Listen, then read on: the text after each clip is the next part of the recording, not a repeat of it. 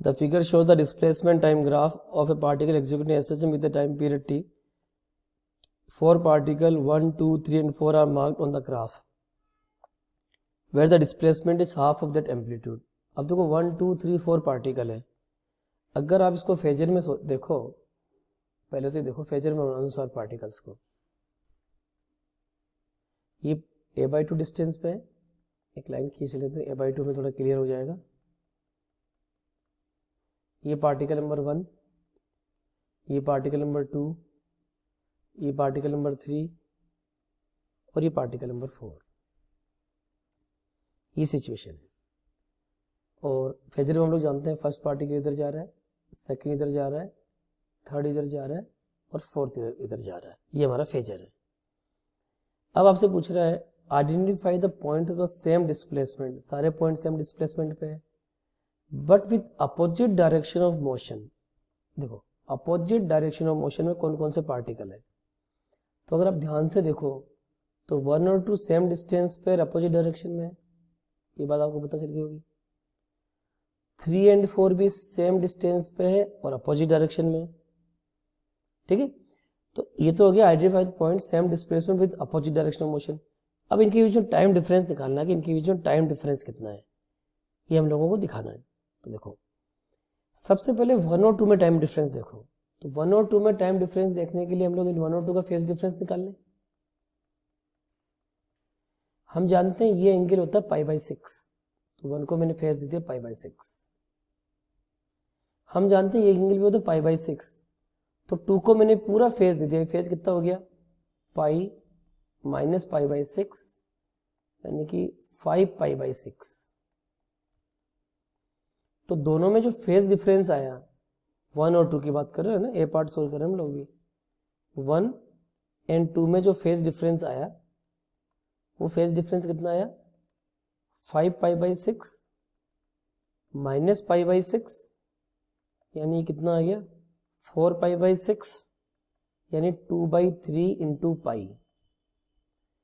तो अब time difference बताना है. तो आप देखो 2π का फेज डिफरेंस होता तो टाइम कितने का होता टी का, यूनिट का होता तो कितना होता t/2π. और 2/3 पाई का होता तो क्या लिखोगे 2π/3. It is given by t/3. ये किसका आंसर आ गया 1 और 2 का. ठीक है, अब सिमिलरली 3 और 4 आइडेंटिकल सिचुएशन है, मिरर इमेज है. तो डायरेक्टली आप आंसर क्या लिखोगे इसका 3 एंड 4 का भी आंसर डायरेक्टली लिख दूं मैं यहाँ पे. 3 एंड 4 का आंसर भी क्या आएगा t/3. यहाँ तक हम कर चुके हैं. ठीक है, अब मुझे बताओ बी पार्ट. बी पार्ट हमसे कह रहा है identify the point of the same displacement but with same direction of motion and find the time difference between them. अब इनमें आप टाइम डिफरेंस निकालो. सेम, सबसे पहले सेम डायरेक्शन ऑफ मोशन देखना पड़ेगा.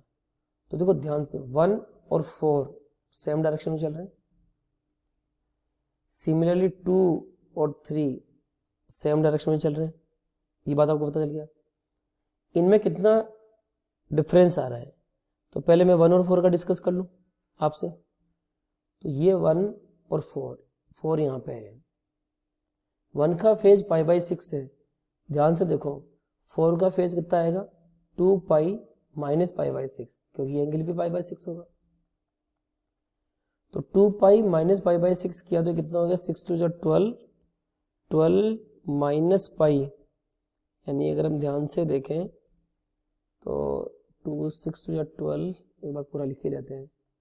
12π माइनस π/6 यानी इसका फेज आया आपका 11π/6. सिमिलरली थर्ड का फेज देखो, थर्ड का ये एंगल π/6 है.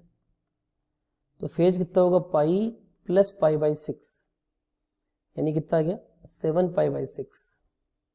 ठीक है, तो आप यहां से देखोगे पहले 1 और 4 का आंसर देखो.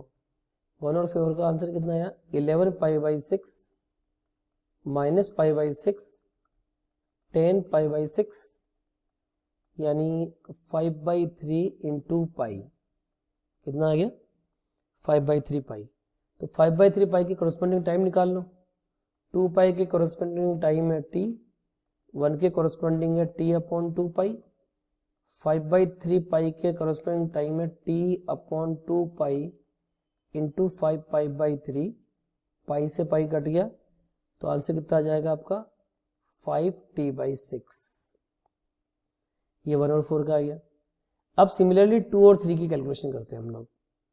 देखो अब 2 और 3 की कैलकुलेशन पे आ जाओ।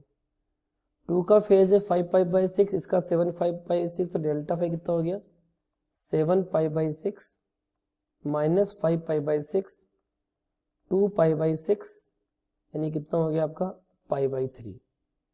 अब 2 पाई के लिए टाइम है t, 1 के लिए टाइम है t/2 पाई, पाई/3 के लिए टाइम है पाई/3, तो आंसर कितना आएगा t/6।